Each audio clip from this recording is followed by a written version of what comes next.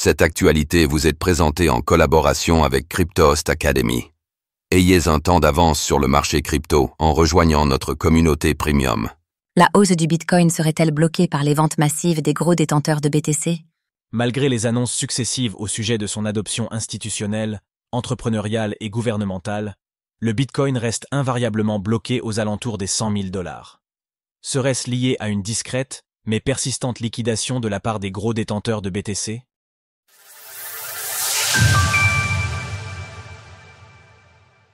Bitcoin, une grande mutation des pouvoirs en cours. Aux portes de la saison estivale, le Bitcoin montre des signes évidents d'absence de volatilité. Un constat mené par de nombreux analystes qui posent toutefois quelques interrogations face à une adoption institutionnelle sans précédent largement accélérée depuis le début de l'année. En effet, le Bitcoin est désormais un actif plébiscité dans tous les portefeuilles de la finance traditionnelle, au point de devenir une option stratégique pour les gouvernements de ce monde. Dans le même temps, le cours du BTC reste invariablement bloqué sous les 110 000 $ depuis son franchissement de cette étape décisive à la fin de l'année dernière. Notre classement des 10 meilleurs sites pour acheter du Bitcoin. Une situation paradoxale mise en lumière dans un article du média Bloomberg sur CE qui est identifié comme une grande mutation des pouvoirs au sein du Bitcoin.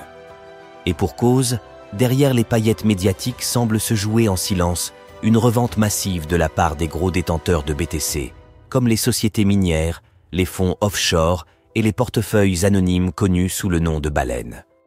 Au cours de l'année écoulée, les baleines Bitcoin se sont délestées de plus de 500 000 BTC, d'une valeur de plus de 50 milliards de dollars au prix actuel, selon les données compilées par 10x Research.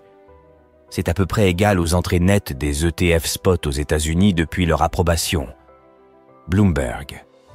Vers une compression de la volatilité du BTC, Une activité dont la destination apparaît comme inédite. En effet, les gros détenteurs de BTC ne se contentent plus de revendre leurs fonds. Ils convertissent leur BTC en exposition au marché des actions. Selon le cofondateur de Parataxis Capital, Edward Chin.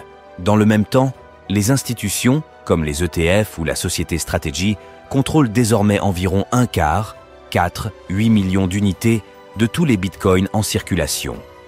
Une réalité estimée à près de 900 000 BTC absorbés au cours de l'année écoulée, alors que les baleines historiques se tournent vers de nouveaux horizons. Vers un été calme sur le marché crypto malgré les échéances américaines de juillet. De ce fait, le responsable des relations pour la société de trading DR Trebobio, Rob Strebel, parle d'une valeur du Bitcoin moins aberrante. Et plus établie en tant que classe d'actifs légitime. Mais cela au prix évident d'une compression de la volatilité déjà largement engagée. Toutefois, la stabilité acquise à coût d'achat en milliards de dollars des institutions pourrait avoir un effet pervers. En effet, ces opérations permettent actuellement aux baleines de trouver la rampe de sortie tant attendue pour leur fortune numérique. Néanmoins, cela augmente le risque pour les investisseurs particuliers de devoir assumer seuls les prochains mouvements baissiers du marché. Retrouvez toutes les actualités crypto sur le site cryptost.fr.